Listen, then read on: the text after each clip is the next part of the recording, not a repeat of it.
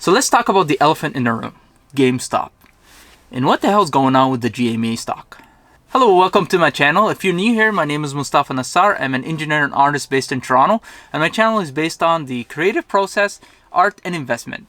And today we're going to deep dive into what is going on with that stock. And we're going to focus on a principle in the quality engineering called the 5 why principle.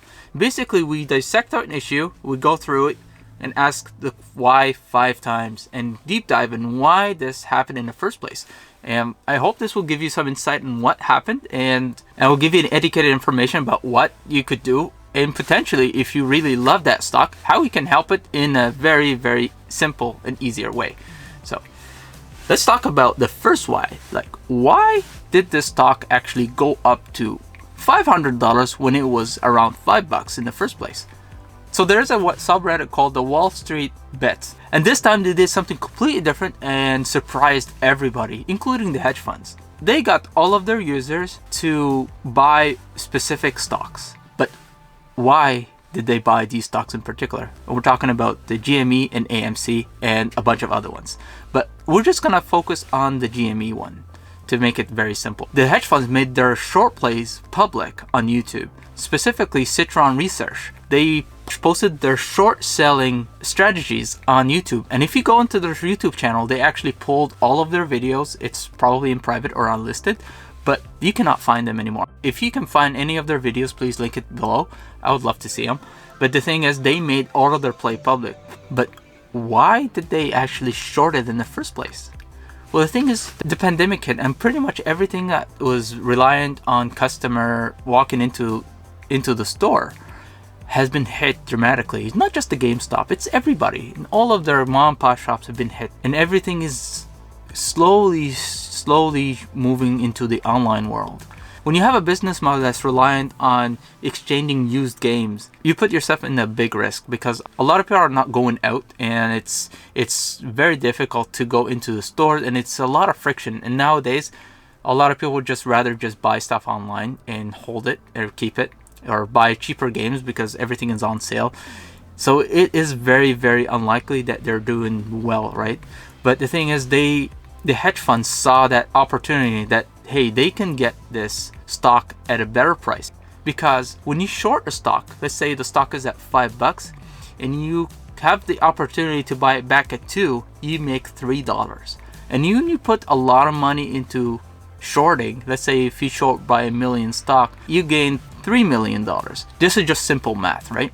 But what happened was the unexpected, where the stock price jolted up to 500, and that resulted a lot of hedge funds to lose a lot of money. We're talking billions. Then they ended up doing a lot of scummy things, which a lot of people have already mentioned. I'm not going to go through into details in this one, but just a quick recap. Robinhood and other platforms, they halted the buying power for these stocks, so you couldn't buy anymore. The only thing you can do with them is sell. So you can see on the Thursday that all of the stock, it went from 400 plus, plummeted down very, very hard. And it's very, like, that manipulation by market makers is so bad. And the thing is, this is not news. They have been doing that for the longest time. The thing is, it was not done on a bigger scale like that. You probably know what I'm talking about. This is not something new, and we've seen it. But the thing is, when they have stopped people from buying, this is very bad. This is very, very bad. Why could this happen in the first place? Just because, like, they allow people to do that. This is the game itself. The game itself is rigged, and that's why the subreddit, they saw this opportunity. You know what? We can come back and kick them in the butt really hard and get back to them, where they have been screwing a lot of people out. And especially if you short the stock in the company itself is not affected per se. Like, the people can still work. It's just, it affects them in a different way, because the way the market works, the market and the physical world is completely separate. But what happens when you short a stock, you affect the valuation of that company, and you affect their lending power, and a lot of stuff that they could have done, especially during that pandemic when they wanted to get extra funds to keep them afloat, it puts them in a position where they actually have to lay off a lot more people or close down some locations and affect a lot of families. And that's why I really applaud the subreddit from being ballsy and doing something like that. But the problem is now, because now the element of surprise is gone and everything has been neutralized, a lot of people's, especially I hear some of my friends, they're going, I'm like, hey, maybe we should buy. And I'm telling them, man, this is not a good idea. Like, you already passed the prime time to buy was when it was between $5 and $20. Now it's already, since last week, and we're in February. At the time I'm filming this, the stock price is down to 90. That went down from 400 to 300 to 200. Now it's at 90. So that means that there's a lot of people are selling, and the people who missed that chance to sell, they lost big. And we're not talking like hedge fund. They were talking about our friends and families and your friends. So this is just a PSA. If you are new into the stock market, and if you're thinking like, hey, this one, a lot of people are making money, and you read the head news, I'm like, oh, this guy made 200,000, this guy made 90,000.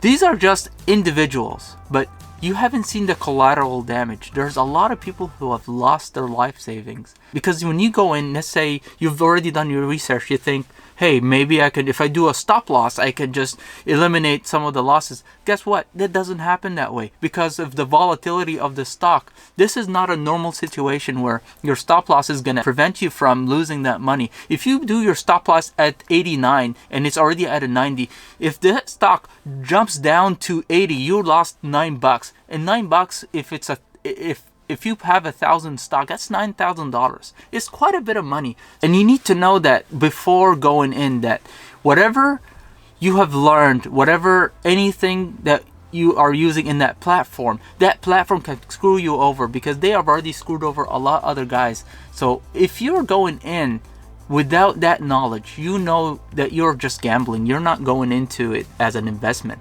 So if you have some money and you want to just gamble away, all power to you.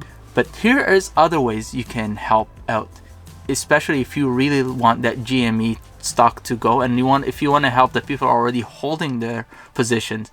The one thing is, if you already own a console or something, instead of buying from an online retailer, just support your local GameStop and help them out by buying or exchanging games from them. And that way you can keep them in the market and keep them employed.